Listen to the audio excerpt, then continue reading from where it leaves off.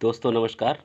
आपकी सफलता ही मेरा मिशन है। ज्ञानकोश एजुकेशन पर आपका अभिनंदन है और आपके इस चैनल के साथ प्यार दुलार और सहयोग का जो छाप दिख रहा है वह अतुलनीय है, अभिनंदनीय है, क्योंकि आपके सहयोग से अपना ये चैनल 10,000 की संख्या को पार कर चुका है। अर्थात 10,000 से प्लस सब्सक्राइबर हो चुके हैं, अपना परिवार 10,000 से ज़्यादा हो चुका है। बड़ी खुशी हो रही है और निस्संदेह आपका इसी तरह से प्यार और दुलार बनता रहेगा और बना रहेगा तो बहुत जल्द हम लोग 1 लाख की संख्या में अवश्य पहुंचेंगे। और इसके लिए मैं आप सभी लोगों को विनम्रतापूर्वक विनयावत भाव से आपको साधुवाद और धन्यवाद देना चाहता हूं।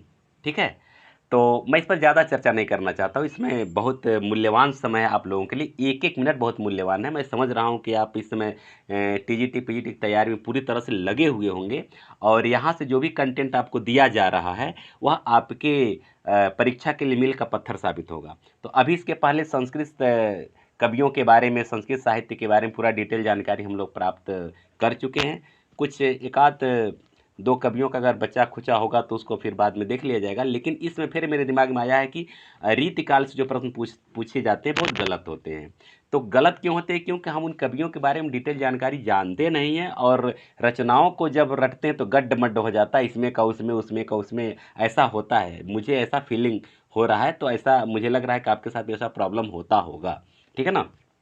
तो हम लोग जब डिटेल जानकारी प्राप्त करेंगे तो इस तरह का कन्फ्यूजन नहीं रहेगा। तो अब आइए हम एक नया सिलसिला शुरू किए हैं, रीतिकाल के कवियों के बारे में डिटेल जानकारी, जन्म स्थान से लेकर के कहाँ कहाँ कैसे कैसे किन किन राजाओं के साथ रहे, यानी हर एक लाइन से प्रश्न बनेंगे, किस तरह के प्रश्न बनेंगे सारा मैं आपको बताता चल रहा हूँ। तो आप सबसे पहले हम लोग चिंतामणि के बारे में अध्ययन करेंगे। ठीक है ना?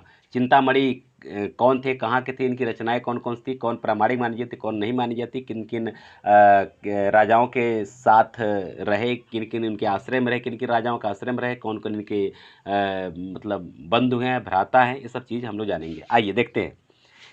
चिंतामणि रीतिकालीन आचार्यों में चिंतामणि का नाम सबसे पहले लिया जा सकता है। जैसा कि आप जानते हैं कि आचार्य रामचंद्र शुक्ल इन्हीं को रीतिकाल का प्रथम कवि मानते भी हैं, चिंतामणि को ही। ठीक है ना? उसके पहले रीजन क्या है कि ये इतना जानना जरूरी है। हालांकि केशवदास इनके पहले थे, लेकिन केशवदास को क्यों नहीं माना गया? क्योंकि यहाँ से चिंतामणि से जो रीति का जो माने रीतिकालीन ग्रंथों का, ये यूँ कहिए कि एक नई रीति का एक परंपरा शुरू हुआ, वह कंटिन्यू चलता रहा, निरंतर चलता रहा। इसलिए आचार्य रामचंद्र शुक्ल के अनुसार चिंतामणि ही रीतिकाल के प्रथम कवि माने जा सकते हैं। ठीक है ना? चलिए, तो इनका नाम जो है कि मतलब बड़े जनश्रुति के आधार पर लोग इन्हें टिकवापुर के निवासी और रत्नाकर त्रिपाठी के पुत्र तथा मतिराम और भूषण और जटाशंकर नामक प्रसिद्ध कवियों के सहोदर के रूप में स्वीकार करते चले आ रहे हैं। जो इम्पोर्टेंट उसको मैं थोड़ा सा अलग कलर में, अर्थात मैं ब्लू कलर में कर दिया हूँ। अब देखिए इनका निवास स्थान, यहाँ से कितने कितने प्रश्न बन सकते हैं। निवास स्थान पूछा जा सकता है, कहाँ के रहने वाले थे? टिकवापुर के। इनके पिताजी का क्या नाम था? रत्नाकर त्रिपाठी। ठीक है ना? और इनके भाई देखिए, मतिराम और भूषण इनके भाई माने जाते हैं और ये 2 प्रसिद्ध कवि हैं रीतिकाल का, आप जानते भी हैं। एक अन्य नाम आता जटाशंकर का, ये भी हालांकि कवि थे लेकिन उतने प्रसिद्ध नहीं थे। जटाशंकर भी कवि थे लेकिन उतने प्रसिद्ध नहीं थे। तो ये एक तरह से यूँ कहिए कि चिंतामणि जो है मतिराम, भूषण और रत्नाकर के सहोदर भाई थे। ठीक है ना? और लेकिन जो आधुनिक जो शोध चल रहा है, आधुनिक शोध के आधार पर जो पुरानी चीज़ें हैं वह थोड़ा भ्रामक सिद्ध हो चुकी हैं। वास्तव में ये उत्तर प्रदेश के ज़िला फतेहपुर में स्थित कोंडा एक जगह है, जो कोंडा जहानाबाद के रहने वाले थे और राजा हमीर के कहने से भूषण और मतिराम के साथ टिकवापुर में आ बसे। ये नवीन शोध है लेकिन अभी इसको मतलब वो स्थान नहीं मिला हुआ है।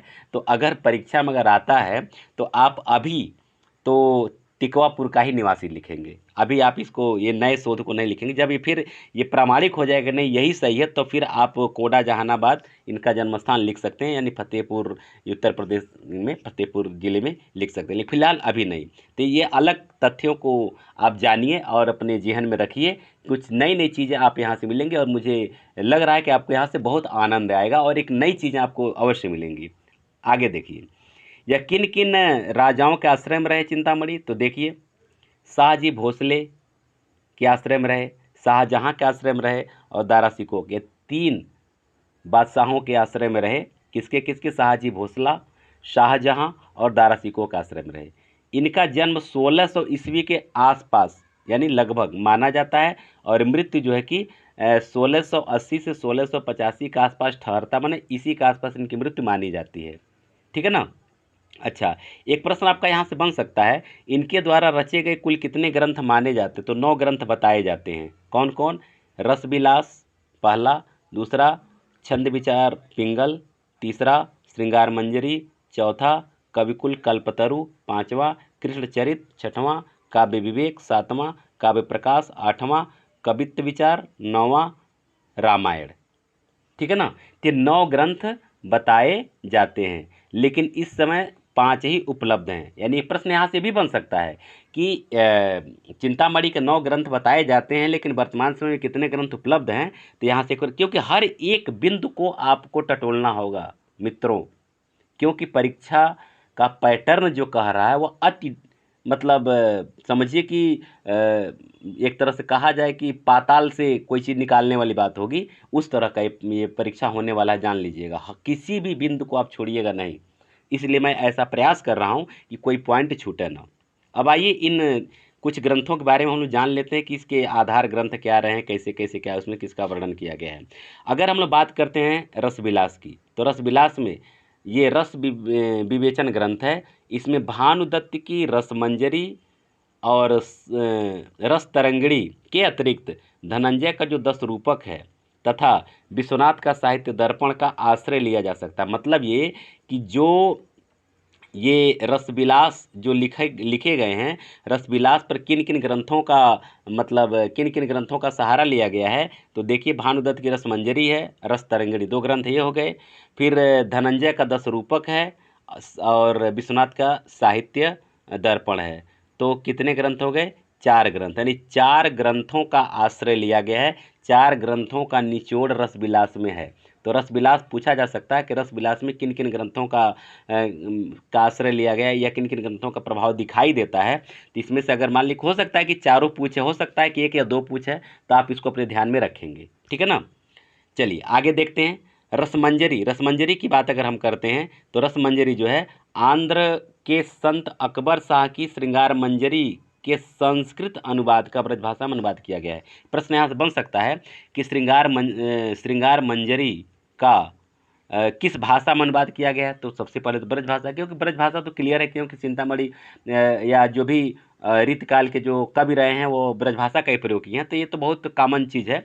लेकिन ये पूछा जा सकता है कि किस ग्रंथ का या किसके ग्रंथ का ये अनुवाद है, तो यह इंपॉर्टेंट है।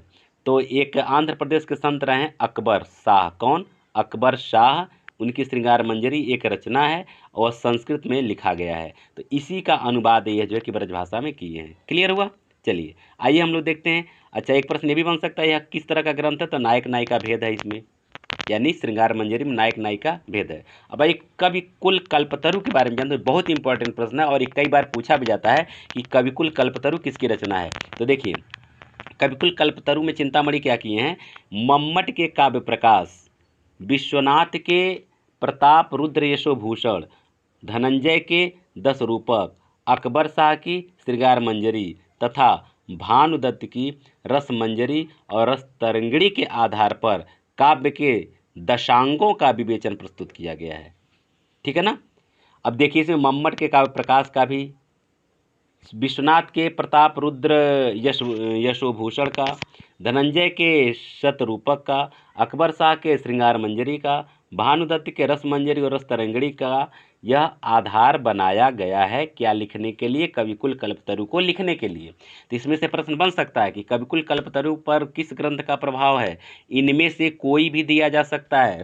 काव्य प्रकाश दिया जा सकता है, प्रताप रुद्रेशो भूषण दिया जा सकता है, रस 10 रूपक दिया जा सकता है, रस मंजरी दिया जा सकता है, श्रृंगार मंजरी दिया जा सकता है, रस तरंगिणी दिया जा सकता है।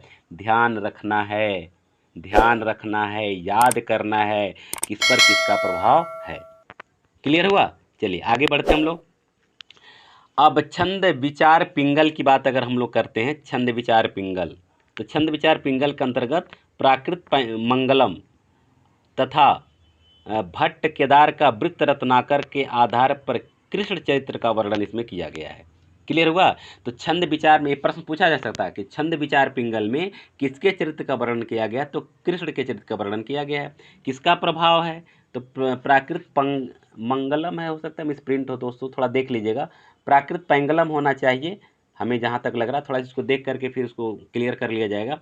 और भट्ट केदार का वृत्त रत्नाकर, ये मतलब 2 ग्रंथों का प्रभाव इस पर पड़ा है। अब आइए इनके आचार्यत्व को थोड़ा सा देख लेते हैं, यानी कि रचना के अतिरिक्त और क्या इनकी विशेषताएं रही हैं। तो आइए देखते हैं। आचार्यत्व को दृष्टि से ही नहीं, कवि की दृष्टि से भी इनका स्थान अत्यंत गौरवपूर्ण है। सिद्धांततः रसवादी होने के कारण इनकी कविता में श्रृंगार, वीर, वात्सल्य एवं भक्ति का सम्यक परिपाक देखने को मिलता है। एक प्रश्न यहाँ से बनेगा, यह किस प्रकार के कवि रहे, रसवादी रहे कवि कि अलंकारवादी रहे या किस प्रकार के रहे, तो रसवादी रहे हैं आचार्य, इसको ध्यान रखिएगा।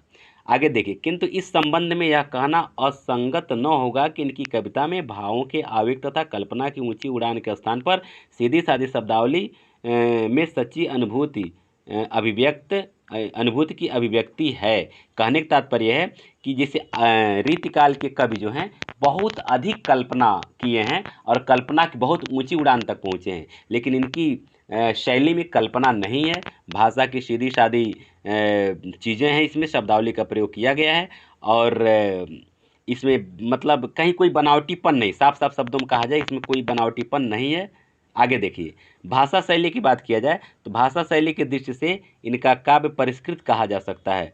पूर्वी उत्तर प्रदेश के निवासी होते हुए भी इन्होंने ब्रज भाषा का स्वच्छ प्रयोग किया है, क्योंकि पश्चिमी उत्तर प्रदेश के निवासी ब्रज भाषा का स्वच्छ प्रयोग किए हैं, लेकिन पूर्वी उत्तर प्रदेश में रहने के बावजूद भी ये ब्रज भाषा का बड़ा साफ सुथरा प्रयोग किए हैं। आगे देखिए, वास्तव में केशव के पश्चात संभवतः यही प्रथम कवि हैं जिन्होंने भाषा को नियमानुसार व्यवहृत किया है। ठीक है ना, यानी कि केशव के बाद यही एक ऐसे कवि रहे हैं जो भाषा को नियम के आधार पर व्यवहार में लाए हैं और पदावली में सामान्य रूप से लालित्य और अनुप्रास योजना मिलती है। रसवादी होने के कारण इन्होंने अलंकारों का प्रयोग रसोत्कर्ष के लिए किया है। रसवादी थे, अलंकारों का ये प्रयोग किए हैं, लेकिन रस के उत्कर्ष के लिए अलंकारों का प्रयोग किए हैं, न कि अलंकार के उत्कर्ष के लिए। आगे देखिए, इनकी छंद योजना भी सुंदर कही जा सकती है। कवित्व और सवैया का प्रयोग इन्होंने सर्वाधिक किया है। एक बहुत अच्छा यहाँ प्रश्न बनेगा कि इनकी मतलब भाषा शैली में किसका प्रयोग किया गया है, किन छंदों का, तो कवित्व और सवैया का प्रयोग किया गया है। ठीक है ना। आगे देखिए, परवर्ती कवियों के समान यद्यपि स्वर और लय की अधिक संगति नहीं, परवर्ती मैंने बाद के कवि, मैंने बाद के कवियों में जो एक लय था, जो स्वर था, जो एक मैंने गायन शैली में जिसमें उनके काव्य में संगीतात्मकता थी, वह इनके काव्य में नहीं पाई जाती है। लेकिन पूर्ववर्ती कवियों का सा अनगढ़पन भी नहीं था, लेकिन इनके पहले के जो कवि रहे हैं वह अनगढ़ भाषा का प्रयोग करते थे, तो ऐसी अनगढ़ भाषा का प्रयोग ये न करके साफ सुथरी स्वच्छ भाषा का ये प्रयोग किए हैं। दोस्तों, आशा है कि वीडियो आपको अच्छा लगा होगा और मुझे लग रहा है कि इस तरह से रीतिकाल के बारे में ऐसा शायद ही आप कहीं अध्ययन किए होंगे, किसी एक कवि के बारे में इतना डिटेल जानकारी शायद ही कहीं प्राप्त किए होंगे। तो अब इस तरह से यहाँ से आप पढ़ते चलिए, एक एक कवियों के बारे में इसी तरह से हम लोग एक तरह से यूँ कहा जाए कि पोस्टमार्टम किया जाएगा और वहाँ से आपको डिटेल जानकारी मिलती रहेगी। अब इसी के साथ आप मस्त रहिए, पढ़ते रहिए, तैयारी करते रहिए और एक बार पुनः 10,000 से प्लस की संख्या को पार कराने के लिए आपका साधुवाद देते हुए फिर हम लोग मिलते हैं अगले वीडियो में। बहुत बहुत धन्यवाद।